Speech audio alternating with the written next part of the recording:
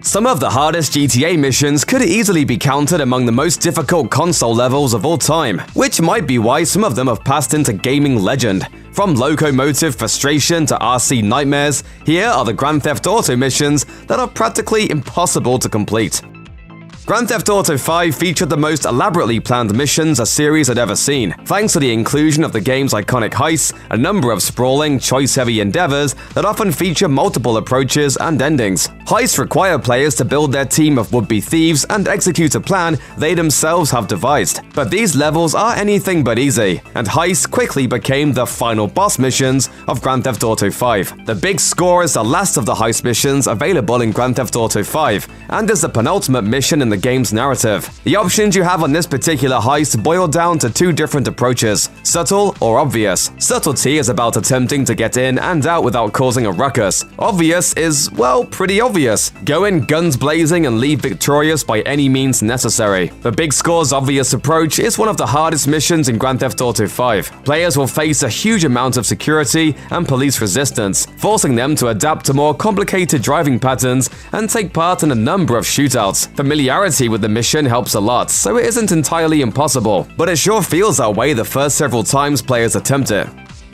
Bury the Hatchet is one of the most important narrative moments in all of Grand Theft Auto 5. It's a mission that sees Trevor discover the truth about the demise of his and Michael's mutual accomplice, Brad, a revelation that implicates Michael as a traitor to their gang. It's a heartbreaking turn of events, and sets the stage for the missions that follow it as the game's plot begins to escalate. But Bury the Hatchet is noteworthy beyond just its implications for the game's story. It's also one of the toughest missions in the game from Michael's standpoint, as he must fend off scores of Wei Cheng's goons in a graveyard in order to escape in his vehicle. There are very few places for cover beyond tombstones. The vehicle is a large distance away, and the goons have very good aim. This is a mission that prioritizes patience, and up until this point in the game, that hasn't been a particularly useful quality for players. As such, it can take a few tries to get the pacing of the gunfire down. Even when Michael does make it to his car, he finds it has been immobilized by Trevor. After all that work, players are rewarded with being captured by Triad gang members anyways. Talk about a disappointment.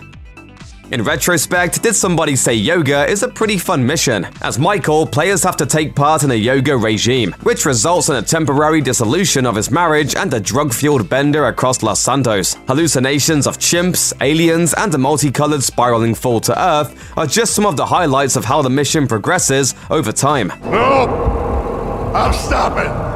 To get there, however, players need to actually get through that whole yoga thing first. What should be one of the easiest steps in any Grand Theft Auto 5 mission quickly turns sour once players are asked to execute a few basic poses. The game's directional stick and button-based input seems simple, but it's actually pretty obtuse. It can be unclear what the game wants out of the player, and the 10th time Michael falls over during a pose and is asked to start again is certainly enough to warrant an extended break from the game. Did Somebody Say Yoga has to be in the running for the most simplistic yet frustrating missions in franchise history. Frankly, it's an absolute nightmare. Heists might be the end bosses of the game, but trying to get Michael's out-of-shape body into something resembling the warrior pose is a secret boss of Grand Theft Auto 5 that nobody ever asked for.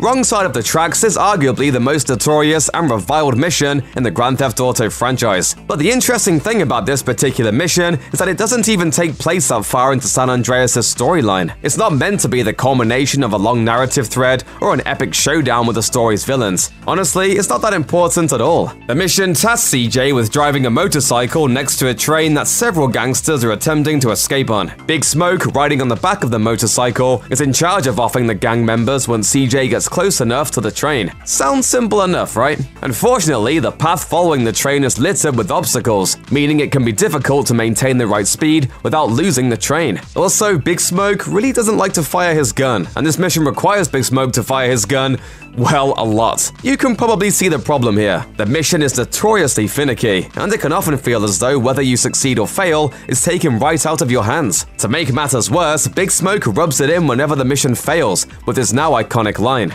"All we had to do was follow the damn train, CJ." Some GTA missions feel like they should never have made it out of the Rockstar writer's room. Take robbing Uncle Sam, for example. For some reason, GTA San Andreas felt it would be appropriate to have players drive a forklift for the bulk of an entire mission. Despite being a game where the protagonist is an up-and-coming gangster who needs to constantly prove himself as a savvy criminal, robbing Uncle Sam tasks players with what amounts to a warehouse labor simulation. Oh, and obviously the forklift is remarkably difficult to control, especially for a vehicle that only reaches a top speed of about 10 miles an hour. The sticky controls mean players have to spend even longer than usual with this mission too, which in the end turns out is nearly impossible to finish because practically everyone who plays it winds up falling asleep halfway through. Just like with any other installments in the franchise, Grand Theft Auto 3's final mission, The Exchange, is also one of its most difficult. It's a culmination of the game's many different plot twists, and sees antagonist Catalina finally meeting her end after a chase and a number of shootouts with a small army of faceless goons. But The Exchange is also tied up by some interesting restraints. For one, the mission requires $500,000 to start, and while that's not an absurd amount of money in GTA 3, it's enough that you can easily get caught off guard without prior knowledge of the requirement. Raising funds in-game can also be grindy, which likely turned off a few players from ever engaging in the mission in the first place. Past that though, The Exchange is partly a complicated vehicular chase through countless cartel members that spawn infinitely onto the map. They hound the player's every move, and without careful driving and incredible precision, can randomly end even the most promising chase. It's an infuriating mission, one that doesn't so much require skill to complete as it does a whole lot of luck.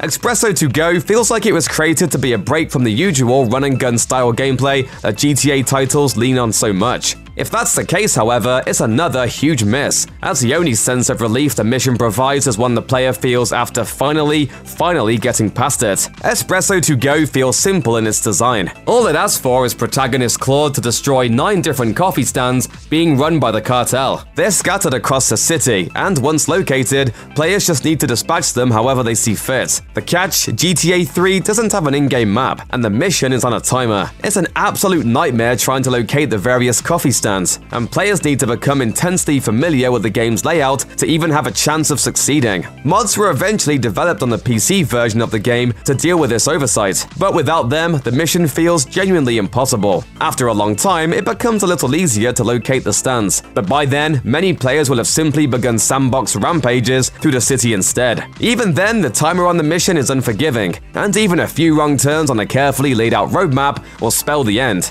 Not exactly a ton of fun. Keep Your Friends Close is yet another Grand Theft Auto finale that, plot-wise, manages to hit all the right notes. After being betrayed by his accomplice, Lance Vance, Tommy Vercetti must track him down and kill him, ending the reign of rival mob boss Sonny at the same time. Being an homage to Scarface, the odds on Keep Your Friends Close are pretty heavily stacked against the player. Say hello to my little friend! Tommy needs to defeat an entire rival mob storming his mansion while simultaneously fighting off Lance's betrayal. As if that weren't enough, the game immediately prompts players to hunt down Sonny as well, leading to another extended sequence of gunfights and vehicular spectacles. Keep Your Friends Close is hard because it asks so much of the player without any real checkpoints or breaks. It's one of the most taxing mission structures the GTA series has ever offered, and counts as yet another mission on which players will likely die many times before finally finding success. Supply Lines is arguably the most poorly designed Grand Theft Auto mission of all time. It is also without a doubt one of the most frustrating experiences anyone will have playing Grand Theft Auto San Andreas. It is also notorious for having been described as impossible by actor David Cross, who voices the character who hands it out in-game. The mission sees players take control of an RC plane to destroy several couriers, each of which are guarded by several armed thugs. Only one problem: the RC plane is hugely fragile. If it's spotted by a thug, just a few bullets are enough to dispatch it and force the player to restart from scratch. That isn't even the worst part of Supply Lines though. A combination of a suffocating time limit, terrible controls, and a fuel supply that would drop regardless of what you do with the plane makes the mission nearly impossible to complete. The mission was so bad that Rockstar even edited it in future releases, twice. Now it's at least playable in its current form, but in the original release of GTA San Andreas, Supply Lines was basically impossible.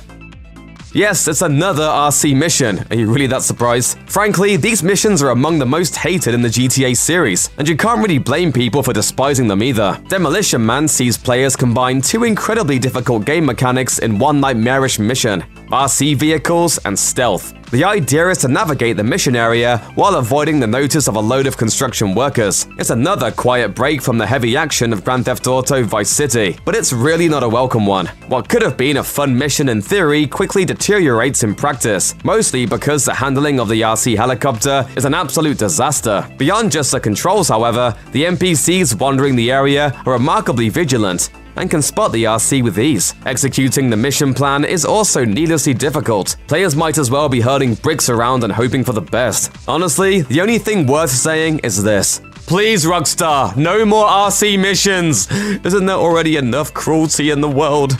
Check out one of our newest videos right here, plus even more SVG videos about your favorite games are coming soon. Subscribe to our YouTube channel and hit the bell so you don't miss a single one.